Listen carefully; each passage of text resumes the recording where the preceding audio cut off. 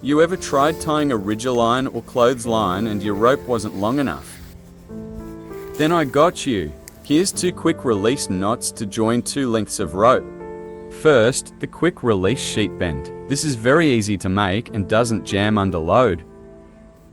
Now, here's another method, the Riverman's bend.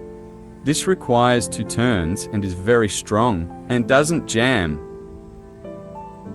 Man, I love those round turns. Either of these bends are great to lengthen your rope when you need it most. Sometimes things just need lengthening, right? Yeah, buddy, that's a good looking bend you got there. So silky smooth, like cream. And best of all, they are quick release and easy to untie. Yahoo!